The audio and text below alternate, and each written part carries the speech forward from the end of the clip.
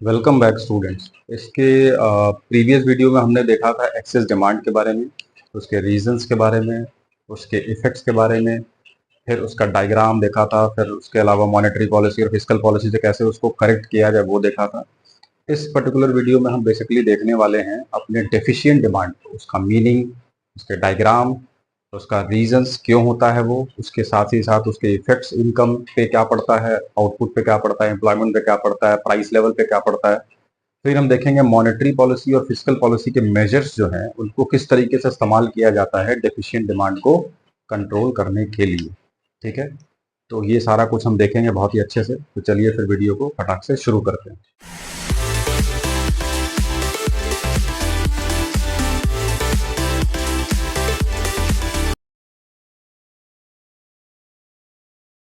देखिए, तो इस वीडियो में बेसिकली हम देखेंगे अपने डेफिशिएंट डिमांड को, डेफिशिएंट डिमांड का मीनिंग, उसका डायग्राम मैंने यहाँ बना दिया। डायग्राम देखेंगे, इसमें डिफ्लेशनरी गैप क्या होता है उसको समझेंगे, और फिर इसके रीजंस को देखेंगे क्यों डेफिशिएंट डिमांड होता है। उसके बाद हम देखेंगे उसके इफेक्ट्स को, और फिर देखेंगे मॉनेटरी पॉलिसी के मेजर्स और फिस्कल पॉलिसी के मेजर्स किस तरीके से यूज किए जाते हैं डेफिशिएंट डिमांड को कंट्रोल करने के लिए या डिफ्लेशनरी गैप के सिचुएशन को कंट्रोल करने के लिए। तो चलिए, सबसे पहले अगर हम डेफिनेशन की बात कर लें तो डेफिशिएंट डिमांड क्या होता है, जहां पे एग्रीगेट डिमांड जो है, यहाँ सिंपल अगर हम लिखना हो तो लिख सकते हैं कि एग्रीगेट डिमांड जो है वो कम हो जाता है एग्रीगेट सप्लाई से। इसका सिंपल एग्जांपल आप समझ सकते हैं कि सपोज जैसे हमने वहां देखा था इन्फ्लेशन में कि ये हमारा एक नॉर्मल दुकानदार था, ठेला लगा के अपना बैठा हुआ था। इसके पास थे 10 kg पोटैटोस। क्या थे? 10 kg पोटैटो, जो कि थे 10 रुपए प्रति किलो। ठीक है, प्राइस उसका था 10 रुपीज पर केजी। अब यहाँ पे क्या है, अब यहाँ पे क्या हो रहा है कि इसके पास थे 10 kg पोटैटोस अवेलेबल, ये लेके बैठा हुआ था, एग्रीगेट सप्लाई इसकी मौजूद थी, सप्लाई करने बैठा था 10 kg का। अब इसके पास जो टोटल डिमांड आता है, मतलब टोटल जो इसके लेने आते हैं, ये तो आपका एग्रीगेट सप्लाई वाला फैक्टर होगा, टोटल जो लेने इसके पास लोग आते हैं वो आते हैं मात्र 8 kg के ही। दिन भर में कितना बेच पाता है वो? 8 kg। अब 2 kg बच जाता है। अब वो क्या करेगा बेचारा? वो सोचता है कि भाई दाम कम कर लो, 10 रुपए की जगह चलो भाई 9 में ही बेचते हैं या 8 में ही ट्राई करते हैं बेचने का, कि जो बचा हुआ 2 kg इसे भी हम बेच लें। ठीक है, तो दाम कम करता है वो और सोचता है कि हमारा जो सप्लाई एटलीस्ट जो बन गया है, जो चीज हमारे पास लेके बैठे उसे बेच देना, फिर ले जाना भी पड़ेगा, वो अलग से कष्ट का विषय हो जाता है। बेसिकली ये तो एक आदमी की एग्जाम्पल हो गई। जब हम एक इकोनॉमी की बात करते हैं, इकोनॉमी में भी सेम सिचुएशन आती है। एक्सक्यूज, इकोनॉमी में क्या होता है, इसी तरीके से कई बार जब प्रोडक्शन हो जाता है और उसके लेवल का कंजप्शन नहीं हो पा रहा है, उसके लेवल का डिमांड नहीं हो पा रहा है जितना प्रोडक्शन हुआ है, तो उस केस को हम यहाँ पे लिखते हैं डेफिशिएंट डिमांड, यानी डिमांड की कमी। अब डिमांड की कमी की वजह से हमारा जो प्रोडक्शन है वो एज यूजुअल आइडल पड़ा रह जाता है, जिसकी वजह से फिर प्रोड्यूसर्स को होने लगता है नुकसान। तो वो क्या करते हैं, वो उस रिमेनिंग प्रोडक्शन को सेल आउट करने के लिए वो क्या करते हैं, प्राइजेस को कम करने लगते हैं। प्राइसेस को कम करते हैं ताकि उनका सेल्स बढ़ पाए, उनका जो रिमेनिंग स्टॉक है वो तो एटलीस्ट क्लियर हो जाए। नहीं तो अनसोल्ड इन्वेंट्री उनके पास बहुत ज्यादा बची रहती है, उसको क्लियर आउट करने के लिए वो ऐसा करते हैं। उसके रिजल्ट में क्या होता है, डिफ्लेशनरी गैप बन जाता है, डिफ्लेशन की सिचुएशन इकोनॉमी में आने लगती है। अब इसका डायग्राम अगर देखा जाए तो ये आप देख रहे हैं, ये आपका नॉर्मल इंप्लॉयमेंट या normal equilibrium full employment level पे यहाँ होना चाहिए था, जहाँ पे एग्रीगेट डिमांड एग्रीगेट सप्लाई के बराबर होता है। लेकिन हो क्या रहा है, इसका एक एग्रीगेट डिमांड ये सॉरी, ये आपका नीचे बन जा रहा है। एडी वन में क्या है, एडी तो आपका नॉर्मल सी प्लस आई से बन जा रहा है, एडी वन में क्या, C plus I minus change in investment. अगर चेंज इन इन्वेस्टमेंट बढ़ता तो ये एडी ऊपर बनता इक्विलिब्रियम के, यानी वो इन्फ्लेशन का सिचुएशन होता है जो कि हमने प्रीवियस वीडियो में देखा था। लेकिन यहाँ क्या है, उसके नीचे बन रहा है, नहीं लोग इन्वेस्टमेंट भी नहीं करना चाह रहे हैं। और आपको मालूम है इन्वेस्टमेंट का रिलेशन हमने डिस्कस किया है जस्ट मल्टीप्लायर वाले में भी और प्रीवियस वाले में भी। इन्वेस्टमेंट नहीं हो रहा है, इसकी वजह से फिर प्रॉब्लम क्रिएट हो रही है। तो अब यहाँ पे होता है एक गैप क्रिएट, ये वाला गैप जो हिस्सा आपको दिख रहा है ये वाला, इस हिस्से को हम लोग बोलते हैं यहाँ पे डिफ्लेशनरी गैप या डिफ्लेशन का सिचुएशन। जो कि अगर आप डेफिनेशन वाइज देखें तो gap by which actual AD आपका ये वाला है, फॉल्स शॉर्ट जो पड़ जाता है कमजोर, किसकी वजह से, of AD required to establish full employment level, यानी जो रिक्वायरमेंट होती है कि फुल एम्प्लॉयमेंट पाने के लिए, उससे वो छोटा पड़ जाता है। इस वजह से आपका एक सिचुएशन क्रिएट होता है डेफिशिएंट डिमांड का। ठीक है, अब हम देखते हैं इसके क्या रीजंस हो सकते हैं, क्यों ये जरूरी है, कैसे ये होता है, क्यों ऐसा सिचुएशन आ जाता है इकोनॉमी में डेफिशिएंट डिमांड जैसा। तो रीजंस और उसके इफेक्ट को हम देखते हैं। इसके कुछ रीजंस हैं जो हमने यहाँ लिखे हैं और कुछ इसके इफेक्ट्स अब हमने यहाँ लिखे हुए हैं। ये बिल्कुल सिमिलर है आपका, अगर आपने एक्सेस डिमांड पढ़ा है तो एक्सेस डिमांड का जस्ट अपोजिट ही है पूरा रीजन है। पूरा रीजन सेम है, वहाँ एक डेफिसिट फाइनेंसिंग एक्स्ट्रा था, बस वो यहाँ नहीं है। बाकी पूरा रीजन सेम टू सेम है। वहाँ जो इंक्रीज हुआ तो उसको आप डिक्रीज कर लीजिए, आपको कॉमन याद करने के लिए आसान हो जाएगा। यहाँ भी इफेक्ट का भी आप देखेंगे लगभग सेम है, वहाँ इस पर कोई इफेक्ट नहीं था, इस पर कोई इफेक्ट नहीं था, यहाँ प्राइस बढ़ रहा था। यहाँ ये भी आउटपुट भी आपका गिरेगा, एम्प्लॉयमेंट भी गिरेगा और आपका प्राइस अनएम्प्लॉयमेंट बढ़ जाता है। तो ये चीजें, ठीक है।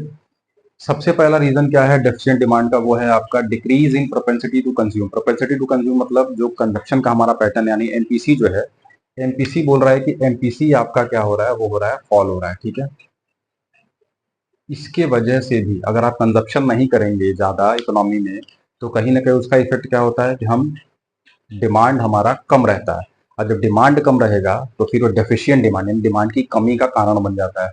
इंक्रीज इन टैक्सेस, सरकार टैक्सेस बढ़ा दे रही है। टैक्स बढ़ाने का रिजल्ट क्या होगा भाई, हम ज्यादा कंजप्शन कर ही नहीं पाएंगे, क्योंकि हमको आधा पैसा तो टैक्स में चला जाएगा, फिर हम कंजप्शन के लिए बचता ही नहीं ज्यादा कुछ, वो है। दूसरा है डिक्रीज इन गवर्नमेंट एक्सपेंडिचर। अब गवर्नमेंट अपना एक्सपेंडिचर करती थी एक्सेस डिमांड वाले केस में, वो करती थी, गवर्नमेंट एक्सपेंडिचर करेगी तो उससे क्या होगा, उससे कहीं ना कहीं गुड्स एंड सर्विसेज का डिमांड बढ़ेगा इकोनॉमी में।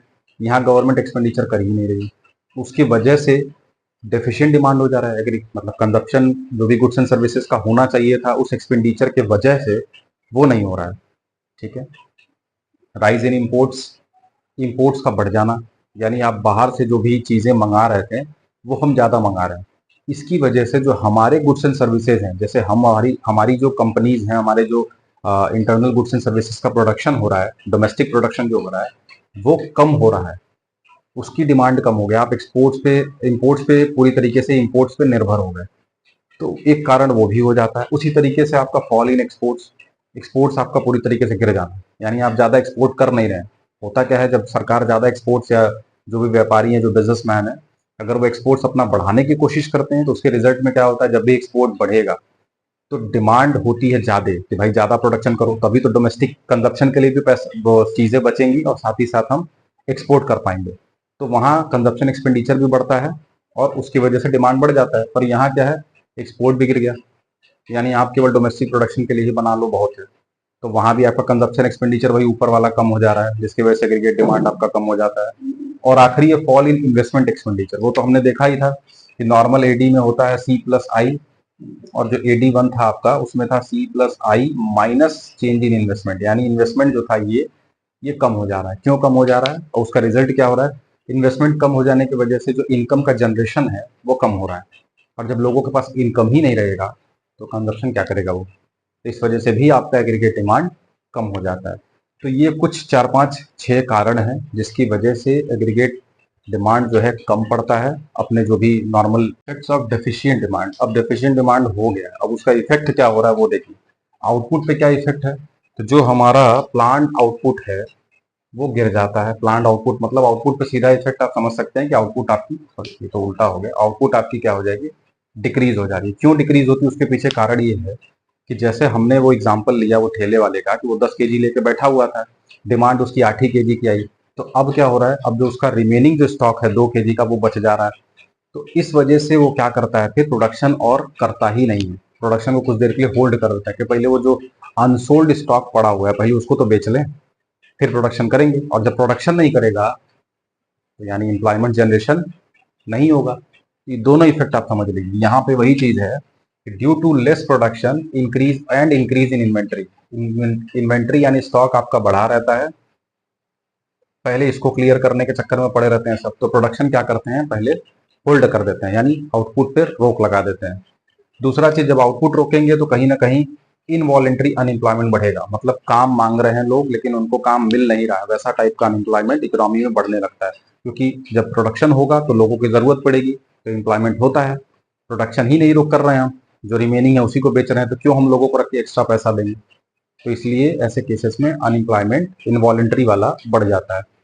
और तीसरा है जनरल प्राइस लेवल। तो जनरल प्राइस लेवल आपकी कम हो जाती है, ठीक है, जिसको ही हम लोग बोलते हैं डिफ्लेशन का सिचुएशन आ गया, ठीक है।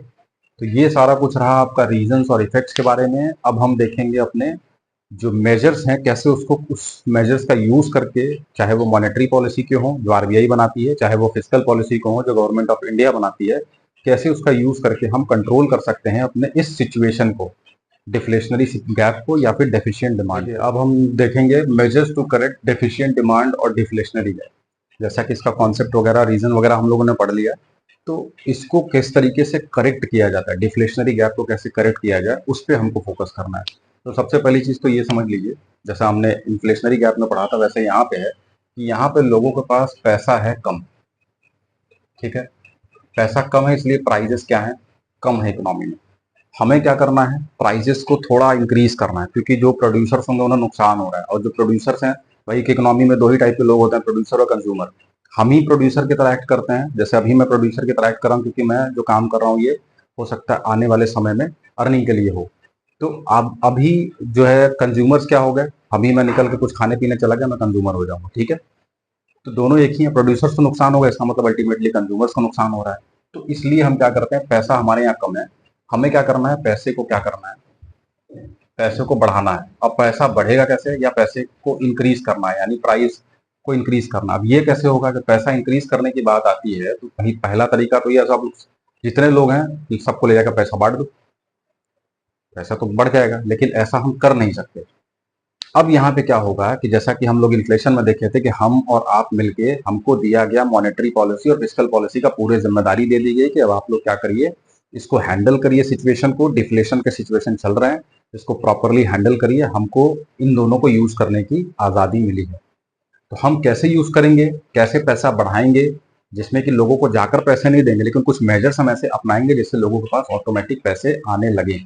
तो चलिए देखते हैं क्या क्या मेजर्स हो सकते हैं। पहला तो मॉनेटरी पॉलिसी आरबीआई बनाता है, और फिस्कल पॉलिसी जीओआई, जीओआई का मतलब गवर्नमेंट ऑफ इंडिया, ठीक है। अब चलिए पहला देखते हैं क्वांटिटेटिव मेजर्स में। क्वांटिटेटिव मेजर्स मैंने बताया था, इसको नंबर फॉर्म में लिख सकते हैं। क्वालिटेटिव जिसको नंबर फॉर्म में नहीं लिख सकते हैं, बस उसमें स्ट्रिक्ट और कम ज्यादा कर सकते हो, अच्छा बुरा ये सब। सबसे पहला आपका बैंक रेट और रेपो रेट। बैंक रेट और रेपो रेट क्या होता है, जिस रेट पे आरबीआई क्या करता है, कमर्शियल बैंक्स को लोन देता हो, या आरबीआई कमर्शियल बैंक या कमर्शियल बैंक्स आरबीआई से लोन लेती है, दोनों बात एक ही है। तो उस केस में क्या होगा कि बैंक रेट और रेपो रेट के केस में क्या होता है कि हम क्या करते हैं, इस टाइम यानी डिफ्लेशन के टाइम इसको हम क्या करेंगे, कम कर देंगे। जैसे ही बैंक रेट रेपो रेट कम होता है, कमर्शियल बैंक तुरंत जाती हैं आरबीआई से मनी बोरो करने के लिए, और बोरो करके पैसा क्या करेंगे, खुद तो खाएंगे नहीं, वो पब्लिक को दे देती हैं। और पब्लिक क्या करती है, अपने जो एक्सपेंडिचर उनकी बिल्कुल कम थी, उस एक्सपेंडिचर को पब्लिक बढ़ाने की कोशिश करती है। पब्लिक एक्सपेंडिचर जब करेगी तो कहीं ना कहीं डिमांड जो आपका है, जो एग्रीगेट डिमांड हमने अभी डायग्राम में देखा जो कम पड़ा हुआ था, उस एग्रीगेट डिमांड में कहीं ना कहीं इंक्रीज आएगा और वो इक्विलिब्रियम लेवल तक पहुंचेगा। इक्विलिब्रियम से नीचे हो जाता है, इक्विलिब्रियम लेवल तक पहुंचेगा। दूसरा आपका है सीआरआर। सीआरआर मतलब कैश रिजर्व रेशियो। अब ये ऐसा रेशियो होता है जिसमें जब कमर्शियल बैंक को, सारे कमर्शियल बैंक को अपने टोटल डिपॉजिट्स का कुछ परसेंटेज आरबीआई के पास रखना पड़ता है, सेंट्रल बैंक के पास। तो अब इसे भी कम कर दिया जाएगा। लो भाई, इसे कम करने का क्या फायदा होगा, अब कमर्शियल बैंक को आज़ादी मिली थोड़ी सी कि भाई वो अपने जो एक सम ऑफ अमाउंट में से कुछ ले जाके जो आरबीआई के पास जमा कर दे देते हैं, अब वो उनको कम जमा करना पड़ रहा है। यानी उनके पास जो पैसा बच रहा है वो ज्यादा बच रहा है। तो ज्यादा बचेगा तो कमर्शियल बैंक अपने पास पैसा नहीं रखती है, वो क्या करती है, पैसा कहीं ना कहीं इन्वेस्ट कर देती है, किसी को लोन पे दे देगी ताकि उससे इंटरेस्ट कमाए, या कहीं इन्वेस्ट करती है, वहां से वो डिविडेंड या इंटरेस्ट कमाती है, तब आपको इंटरेस्ट देती है, आपके एफडी पे या सेविंग्स पे आपको इंटरेस्ट तभी वो दे पाती है। इसे भी कम कर देंगे। एसएलआर क्या है, एसएलआर है आपका स्टैट्यूटरी लिक्विडिटी रेशियो। कई के बुक्स में इन दोनों को जोड़ के दिया हुआ है, सीआरआर और एसएलआर जोड़ के एलआरआर बनता है, लीगल रिजर्व रिक्वायरमेंट। तो वो भी आप कर सकते हैं, मैंने अलग अलग ले लिया क्योंकि दोनों कॉन्सेप्ट अलग हैं। एसएलआर मतलब स्टैट्यूटरी लिक्विडिटी रेशियो। यहाँ पे क्या होता है कि सारे कमर्शियल बैंक्स को आरबीआई का ये गाइडलाइन है कि you have to keep some amount of money with yourself for liquidity purpose. जैसे कोई अपने उनके एक्सपेंसेस जो होगा उनको पे आउट करने के लिए, और भी जो भी कोई निकालने आ गया तो उन्हें देने के लिए ये सब रखना पड़ता है। तो यहाँ पे क्या करना होगा, इस रेट को भी कम कर दो, ठीक है। यहाँ रेट कम करने का मतलब क्या हो जाएगा, अब सरकार जो कॉमर्शियल बैंक्स है वहां पे सेंट्रल बैंक ने उन्हें छूट दे दी कि भाई तुम अपने पास जो रिजर्व रख रहे थे वो कम रखो और ज्यादा पैसा पब्लिक को दो, ताकि पब्लिक अपने एक्सपेंडिचर्स को बढ़ाए और कहीं ना कहीं एग्रीगेट डिमांड हमारा इक्विलिब्रियम लेवल तक पहुंचे। ओपन मार्केट ऑपरेशन हमने पहले ही डिस्कस किया था, यहाँ पे बाई दी सिक्योरिटी और सेल दी सिक्योरिटी का ऑप्शन होता है। तो यहाँ हम क्या करेंगे, हम यहाँ सिक्योरिटी को करते हैं बाई। इसका मतलब क्या हो गया, हमको पैसा अब वापस लौटाना। इन्फ्लेशन में हम क्या करते थे, सेल करते थे। क्यों? क्योंकि हमको पैसा कर्व करना था, मतलब छीनना था एक तरीके से। तो हम क्या करते थे, सेल करते थे। वो लोग हमको हमारा सिक्योरिटीज खरीदते थे और उनका पैसा हमारे पास ब्लॉक हो जाता था। यहाँ पैसा ब्लॉक नहीं करना है, यहाँ पैसा उनको देना है। हम क्या करेंगे, उनके पास जो सिक्योरिटी ऑलरेडी है वो सिक्योरिटी को हम खरीदने लगेंगे वापस। जब खरीदेंगे तो हम उनको पैसा देंगे। देखिए इनडायरेक्टली हमने पैसा दे दिया, जो मैंने बताया वही चीज हो रही है। हमको यहाँ पैसा देना है, बढ़ाना है पैसा, पैसा देना है, तो ये सारी चीजें उसमें होंगी। ठीक है। क्वालिटेटिव में मार्जिन रिक्वायरमेंट है। मार्जिन रिक्वायरमेंट का मतलब आप पहले ही जानते हैं, it is the difference between जो भी आपने सिक्योरिटी डिपॉजिट किया है और माइनस लोन अमाउंट। जो भी लोन आपका अमाउंट सैंक्शन हुआ है उसके दोनों के बीच का डिफरेंस होता है मार्जिन रिक्वायरमेंट। मार्जिन रिक्वायरमेंट में क्या करेंगे, इसे भी कम कर देंगे, जिससे कि क्या होगा, जब मार्जिन रिक्वायरमेंट कम होगा तो लोग लोन ज्यादा लेने के लिए आएंगे। जैसे 1 लाख का लोन चाहिए तो आपको मात्र सिक्योरिटी रखनी होगी, मान लीजिए 1,05,000 की रखनी होगी, तो आप तुरंत लोन लेने के लिए हो जाएंगे, चलो भाई 5 ही हज़ार एक्स्ट्रा हमारा जाएगा, कोई बात नहीं, लोन ले लेते हैं और अपना जो भी हमारा प्लान है एक्सपेंडिचर का उसको हम पूरा करते हैं। तो इकोनॉमी कहीं ना कहीं बूस्टअप होगी, एक्सपेंडिचर बढ़ेगा, एग्रीगेट डिमांड बढ़ेगा आपका। दूसरा है rationing of credit. Rationing of credit में क्या होता है, किसको कितना लोन देना है, किस सेक्टर को लोन देना है, उसको भी यहाँ क्या किया जाएगा, इन्फ्लेशन में इसको स्ट्रिक्ट कर दिया जाता है। यहाँ पे इसको हम लिबरल कर देंगे, थोड़ा कम रेस्ट्रिक्शंस लगाएंगे। ठीक है, अगर थोड़ा पेपर या कुछ भी चीजें हैं, थोड़ा सा रेस्ट्रिक्शंस कम लगा के उन्हें लोन दो जो भी आ रहे हैं एक्सपेंडिचर, ताकि इकोनॉमी में पहले बढ़े तो सही। मोरल सजेशन इसे भी लेस कर देंगे। मतलब पहले इन्फ्लेशन के केस में क्या था, बहुत ज्यादा मोरल सजेशन, बहुत ज्यादा मीटिंग्स होती थी, बहुत ज्यादा सजेशन दिए जाते थे सेंट्रल बैंक के द्वारा, जो उनके कॉमर्शियल बैंक के जो भी सीईओज एमडीज हैं, अभी थोड़ा कम कर देंगे। और डायरेक्ट एक्शन के केस में क्या होगा, यहाँ भी हम क्या हो जाएंगे, यहाँ भी हम हो जाएंगे लिबरल। इन्फ्लेशन में हम स्ट्रिक्ट थे कि जरा सा बैंक ने आनाकानी की, एक तो वैसे ही इन्फ्लेशन चल रहा था, प्राइसेस बढ़ रही थी, तो उसमें अगर आप आनाकानी कर रहे हैं या फिर कोई भी अगर आप फॉलो नहीं कर रहे हैं गाइडलाइंस को, तो आपके खिलाफ स्ट्रिक्ट एक्शन लिया जाता था। यहाँ क्या है, थोड़ा सा लिबरल हो जाता है सेंट्रल बैंक की, चलो ठीक है भाई, थोड़ा मैनेज करो अभी पहले सिचुएशन को, बाद में देखेंगे क्या करना है। ये तो पूरा हो गया मॉनेटरी पॉलिसी का। अब देखते हैं फिस्कल पॉलिसी में। तो बजट का मैंने आपको बताया ही था पिछले वाले में भी, कि एक्सेस डिमांड वाले में, कि बजट हमारा 2 टाइप का होता है, सरप्लस बनाएंगे या डेफिसिट। सरप्लस के केस में टोटल रेवेन्यू ज्यादा होता है टोटल एक्सपेंडिचर से, या टोटल जो भी एक्सपेंडिचर करना है, यहाँ पे टोटल रेवेन्यू या टोटल रिसिप्ट जो है कम होता है टोटल एक्सपेंडिचर से, यानी टोटल एक्सपेंडिचर ज्यादा करते हैं। इस केस में यानी एक्सेस डिमांड के केस में हम क्या करते थे, सरप्लस बजट बनाते थे, क्योंकि आपसे ज्यादा पैसा हम कर ले लेते थे, गवर्नमेंट ले लेती थी। यहाँ पे हम क्या करेंगे, डेफिसिट वाला बजट बनाएंगे। इससे क्या होगा, सरकार खर्च पे ज्यादा ध्यान देगी, ज्यादा खर्च करेगी, कहीं ना कहीं एम्प्लॉयमेंट जनरेशन का भी काम होगा। भाई सरकार ने अभी नया प्रोजेक्ट सैंक्शन किया तो भाई लोग चाहिए ना बनाने के लिए, एम्प्लॉयमेंट भी होगा और गुड्स एंड सर्विसेज का डिमांड भी सरकार करेगी। ठीक है, तो वो बढ़ेगा। इसी से रिलेटेड आपका है पब्लिक एक्सपेंडिचर, ये भी बढ़ा दिया जाएगा। वही पब्लिक एक्सपेंडिचर सरकार ही करती है, जैसे कोई प्रोजेक्ट में एक्सपेंडिचर करना, तो अगेन गुड्स एंड सर्विसेज का डिमांड इकोनॉमी में बढ़ेगा, जिसकी वजह से क्या होगा, एग्रीगेट डिमांड आपका बूस्टअप होगा और प्राइजेस जो है जो गिरी हुई थी पहले, वो धीरे धीरे ऊपर होंगे। पब्लिक बोरोइंग को कम कर दिया जाएगा, क्योंकि सरकार पब्लिक से पैसे लेगी नहीं, पब्लिक के पास पैसा रहेगा तभी तो खर्च करेगा, तो इसलिए उसको थोड़ा सा लिबरल कर दिया जाता है, कम कर दिया जाता है। और आखिरी है टैक्स स्ट्रक्चर, इसको भी कम कर दिया जाएगा। ऐसा टैक्स स्ट्रक्चर बनाया जाएगा जहां आपसे टैक्सेस कम लिए जाएं और आपके पास डिस्पोजेबल इनकम बच जाए ज्यादा, जिससे कि आप करें एक्सपेंडिचर ज्यादा, जिससे कि इकोनॉमी में जो प्राइसेस थमी हुई थी, जो बिल्कुल गिरे चली जा रही थी, वो धीरे धीरे बढ़े। ठीक है, तो ये सारा कुछ रहा आपका मॉनेटरी पॉलिसी और फिस्कल पॉलिसी के बारे में। आई होप कि ये बढ़िया से समझ में आ गया होगा। ये पूरा कुछ हमारा रहा और यहाँ पे हमारा ये पूरा चैप्टर जो है वो खत्म हो गया। यानी एग्रीगेट डिमांड वाला चैप्टर हमने शुरू किया था, इसके कई सारे पार्ट्स हैं, 6-7 पार्ट्स में करके हमने पूरा चैप्टर कंप्लीट कर लिया। अब हम देखेंगे अपने नेशनल इनकम को नेक्स्ट वीडियो से।